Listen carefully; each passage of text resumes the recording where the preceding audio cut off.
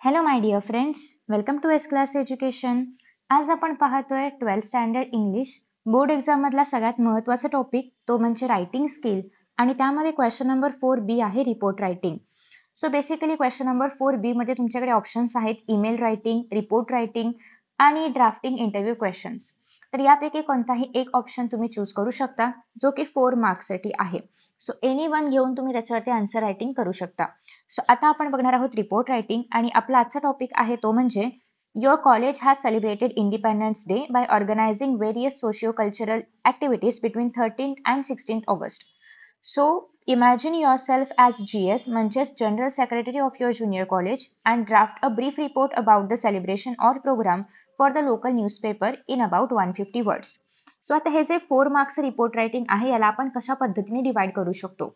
एकतर पहिली गोष्ट रिपोर्ट असल्यामुळे सुरुवात असली पाहिजे. त्याच्यामध्ये काय काय येतं की त्या रिपोर्टची हेडलाईन असली पाहिजे की रिपोर्ट आहे कशावरती, रिपोर्ट प्रेझेंट कोण करतंय, मग तो स्टाफ मेंबर असेल. आता या ठिकाणी GS आहे, मी सांगितले general secretary, so general secretary.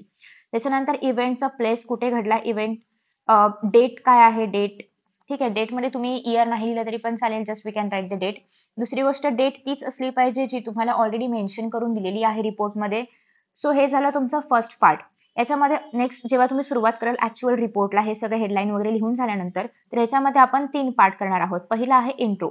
इंट्रोमध्ये काय लिहायचं असतं, इव्हेंट बद्दल बेसिक माहिती, खूप डिटेलमध्ये नाही जायचंय. इव्हेंट काय आहे, कुठे ऑर्गनाइज केलेला आहे, कधी ऑर्गनाइज केला होता आणि एक सिंपल तुम्हाला पॅरेग्राफमध्ये हे कंप्लीट करायचं असतं. त्याच्यानंतर नेक्स्ट आहे मिड किंवा बॉडी. याच्यामध्ये तो इव्हेंट कसा घडला, आता सोशो कल्चरल ऍक्टिव्हिटीज बद्दल तुम्हाला सांगायचं आहे, त्या कशा घडल्या, कोणी कोणी ऑर्गनाइज केलेल्या ऍक्टिव्हिटीज किंवा त्याच्यामध्ये कोणी पार्टिसिपेट केलं, इन शॉर्ट इव्हेंट कसा होता याबद्दल डिटेल इन्फॉर्मेशन तुम्हाला बॉडी किंवा मिड पार्ट मध्ये लिहायची आहे. आफ्टर दॅट थर्ड पार्ट येतो तो म्हणजे कन्क्ल्युजन. कन्क्ल्युजन मध्ये आपण काय करणार आहोत, कन्क्लूड करणार आहोत की मग असा असा इव्हेंट होता, असा असा वाइंड अप केला, रॅप अप केला, जे काय केलं असेल ते तुम्हाला खाली लिहायचं आहे.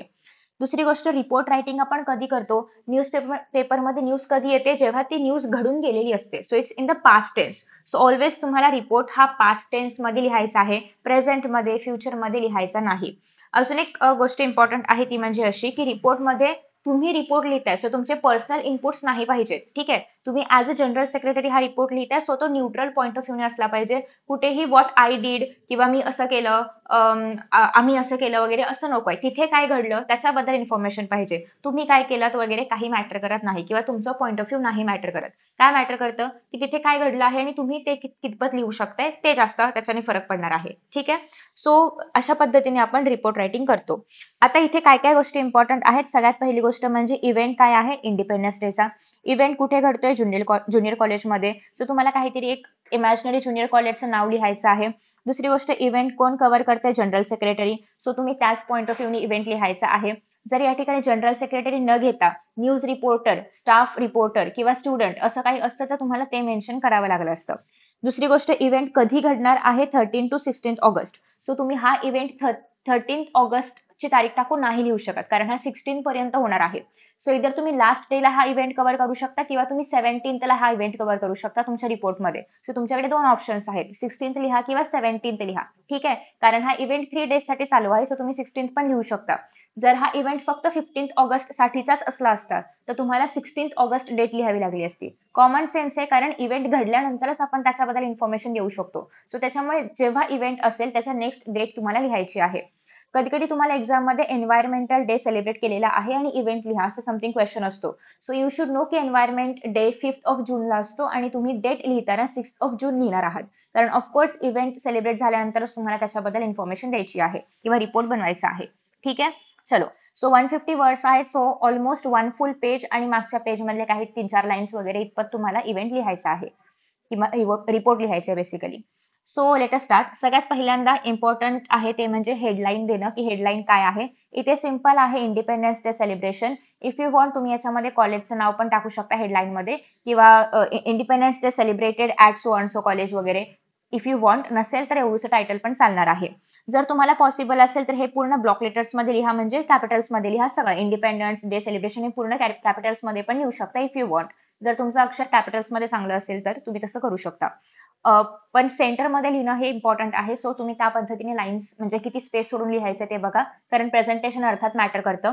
दुसरी गोष्ट अशी आहे की फुल रिपोर्टला तुम्हाला एक छान असा बॉक्स बनवायचा आहे आणि त्याच्या आतमध्ये लिहायचं आहे. हे बाय XYZ लिहू शकता. कुठलंही इतर इमॅजिनरी नाव लिहू शकता, बट प्लीज स्वतःचं नाव लिहू नका. कुठलं पण इमॅजिनरी नाव लिहा, ABC लिहा, XYZ लिहा, हे चालेल. आणि जनरल सेक्रेटरी मेन्शन करायचं बिकॉज ही क्वेश्चनची डिमांड आहे. नेक्स्ट आहे कुठे घडलाय इव्हेंट वसईमध्ये. डेट लिहायची आहे 16 ऑगस्ट, 17 ऑगस्ट काही पण चालेल. पण फॉर्मॅट ऑगस्ट 16 असा असला पाहिजे. इयर लिहिलं नाही लिहिलं काही फरक नाही पडणार आहे, तुमच्यावरती आहे. So let us start. हे तुम्हाला न्यू लाईन पासून सुरू करायचं आहे. इफ यू वॉन्ट तुम्ही याच्यानंतर एक लाईन सोडा, याच्यानंतर एक लाईन सोडा, चालणार आहे. याच्यानंतर पण एक लाईन मध्ये सोडा, चालणार आहे. ठीक आहे. So Independence Day was celebrated with great patriotic fervor at सेट Vidya Mandir junior college of science and commerce Vasai. So काय इम्पॉर्टंट होतं पहिल्या याच्यामध्ये की इव्हेंट काय घडला, इव्हेंट कुठे घडला आणि इव्हेंट काय होता. So to mark the 78th anniversary of India's independence done. आता अर्थात इयर 2025 आहे त्याच्यामुळे आपण 78 लिहिले. तुम्ही इयर 2026, 7, 8 कधी पाहत असाल हा व्हिडिओ त्यानुसार हे इयर बदलेल. हा कॉमन सेन्स आहे. ठीक आहे. So the celebration began on 13th of August 2025 with a colorful and grand inauguration by the principal and continued till 16th August with a series of exciting events and exhibition. So हा झाला आपला intro part. याच्यामध्ये कुठेही event काय होतं सांगितलंय का नाही, इव्हेंटला कोण कोण आलं होतं सांगितलंय का नाही, फक्त इव्हेंटचं इनॉग्रेशन झालं, इव्हेंट कुठे घडला आणि इव्हेंटचं ड्युरेशन काय होतं एवढं सांगितलेलं आहे. इथे कुठेही डिटेल्स नाही मेन्शन केलेत. सो असाच तुमचा इंट्रो असला पाहिजे, डिटेल्स नकोय कारण मग पुढे काय वाचणार ना. जर तुम्ही पहिल्याच पॅरामध्ये सगळे डिटेल्स दिलेत तर इंटरेस्टच निघून गेला. आता इंटरेस्ट तुम्ही राखून ठेवलाय बिकॉज की इव्हेंट्स काय आहे ते अजून कळलंच नाहीये जो कोणी रीडर आहे त्याला. आता आपण सांगूया की इव्हेंट्स काय होते. So Mr. Srinath Patil, a retired IPS officer, was invited as the chief guest and also served as the judge for the 4-day festives. So हे जे काही फेस्टिव्हिटीज सुरू होते 4 दिवसाचे यासाठी एक जज म्हणून कोणातरी बोलवलं होतं. ही सगळी नावं इमॅजिनरी आहेत, कुठलंही नाव रिअलमध्ये नसणार आहे. काही पण नावं तुम्ही या ठिकाणी लिहू शकता. आता अर्थात तुम्ही जर प्राईम मिनिस्टर वगैरे मेन्शन करणार असाल तर of course you should know the correct answer. पण या ठिकाणी दुसरी कुठली नावं तुम्ही लिहिणार असाल तर ते करेक्ट असलं पाहिजे किंवा हेच लिहिलं पाहिजे असं काही नाहीये, तुम्ही काही पण लिहू शकता. ठीक आहे. The college campus came alive with the spirit of nationalism as students showcased their talents through speeches. So आता आपल्याला कळतंय की स्पीचची कॉम्पिटिशन होती, ड्रॉइंग कॉम्पिटिशन होती, कल्चरल परफॉर्मन्स होतं, हँडमेड आर्टिकल्स डिस्प्ले किंवा reflecting unity, creativity and love for the nation. So आता आपण हा जो मिड पॅराग्राफ आहे किंवा जी बॉडी आहे याच्यामध्ये आपण डिटेलमध्ये मेन्शन केले की तिथे काय काय ऍक्टिव्हिटीज झाल्या होत्या. ठीक आहे. सो हे झालं आपला मिड पार्ट. नेक्स्ट आता आपण एंड करणार आहोत. ठीक आहे. मिड पार्ट मध्ये इफ यू वॉन्ट तुम्ही अजून पण ऍड करू शकता की किती नंबर ऑफ स्टुडंट्सने पार्टिसिपेट केलं होतं, कोणत्या स्टँडर्डच्या स्टुडंट्सने पार्टिसिपेट केलं होतं, 7, 8, 9, 10 व्हॉट एव्हर. काही स्टुडंट्स व्हॉलंटिअरिंग करत होते का ते तुम्ही मेन्शन करू शकता.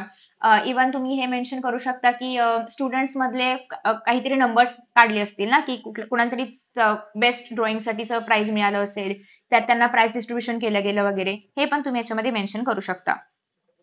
So the highlight of the program was the flag hosting ceremony on the 15th of August held on the college ground. The event began with a parade followed with the signing of the national anthem and an inspiring speech by chief guest. So chief guest बद्दल आपण already ते mention केलेलं आहे. So त्यांचं speech वगैरे झालं. त्याच्यानंतर after that next आहे students perform folk dances representing various states of India and skit based on India's freedom struggle added a memorable touch to the celebration. So ही सगळी बॉडी आहे ज्याच्यामध्ये आपण सांगतोय की इव्हेंटमध्ये काय काय घडलं, कसं घडलं, कोणी कोणी काय काय केलं. सो हे सगळे डिटेल्स तुम्हाला इथे मेन्शन करायचे आहेत. इफ यू वॉन्ट तुम्ही अजून एक्सटेंड पण करू शकता. त्याच्यानंतर नेक्स्ट आहे yoga demonstration, meditation sessions and performances promoting peace and harmony further enrich the occasion. So nice. हा पॉईंट पण खूप सुंदर आहे की असे पण काही इव्हेंट्स घडले. म्हणजे ऍक्च्युली हे तर कॉमन इव्हेंट्स आहेत, बट हे इव्हेंट्स थोडंसं इनोव्हेटिव्ह आहे. याच्यातून तुम्ही तुमचं जे इनोव्हेटिव्ह थिंकिंग आहे ते सांगू शकता की अशा प्रकारचे पण कॉम्पिटिशन्स आपण या पिरियडमध्ये घेऊ शकतो. कॉम्पिटिशन्स म्हणण्यापेक्षा प्रोग्राम्स म्हणूया आपण. ठीक आहे. So the 4-day celebration filled everyone with pride, joy and patriotism, inspiring students and staff alike to work towards a progressive and self-reliant India. So this is what the end should look like. अर्थात आपण independence day बद्दल लिहितोय, so and असाच त्याच लेवलचा असला पाहिजे, top लेवलचा असला पाहिजे. ठीक आहे. सो इन दिस वे आपण कन्क्लूड करणार आहोत. सो आय होप की तुम्हाला एक बेसिक आयडिया मिळाली. सुरुवातीला जस्ट इंट्रो द्यायचा आहे, डिटेल्समध्ये नाही जायचंय. सेकंड पॅराग्राफ हा तुम्ही फक्त सेकंडमध्येच दोन्ही पण इन्क्लूड केलं तरी पण चालेल, अदरवाईज तुम्ही पॅराग्राफ्स ऍड करू शकता, नो इश्यू. बट एवढंच की फर्स्ट आणि लास्ट कंपल्सरी असलं पाहिजे, मध्ये तुम्हाला जे काही करायचे तुम्ही करू शकता. ठीक आहे. इवन जसं की नवीन पॅटर्न आहे त्यानुसार आपण जसं की आधी पॅराग्राफ करताना आपण काहीतरी इथून स्पेस सोडायचो. आता आपण स्पेस वगैरे नाही सोडत. आता आपण एक लाईन सोडतो. सो हा पॅरा जर या ठिकाणी संपला तर एक लाईन सोडून आपण दुसरा पॅरा मार्जिन पासूनच स्टार्ट करतो विदाऊट लिव्हिंग एनी स्पेस. ठीक आहे. सो हा पॅटर्न जो आहे तो तुम्हाला आता फॉलो करायचा आहे. डन. सो हा जो काही तुमचा बॉक्स असेल नेक्स्ट पेजवर गेलात तरी पण हा बॉक्स असा कंटिन्यू झाला पाहिजे. सो आय होप की तुम्हाला एक बेसिक आयडिया मिळाली रिपोर्ट रायटिंगला. जर अशा पद्धतीने लिहिलं तर ऑफकोर्स तुम्हाला 3.5 च्या वर मार्क्स म्हणजे ऑलमोस्ट 4 मार्क्स तुम्हाला मिळणार आहेत. आणि आय होप की तुम्हाला हा रिपोर्ट रायटिंगचा जो पार्ट आहे तो समजला असेल आणि काही डाऊट नसेल. यासोबतच तुम्हाला इतर कोणते टॉपिक्स आहेत ज्यावरती रायटिंग स्किलवरती असे काही सॅम्पल्स हवे आहेत ते पण सांगू शकता. Thank you so much for watching this video. Best of luck for exams and see in the next video. Bye bye.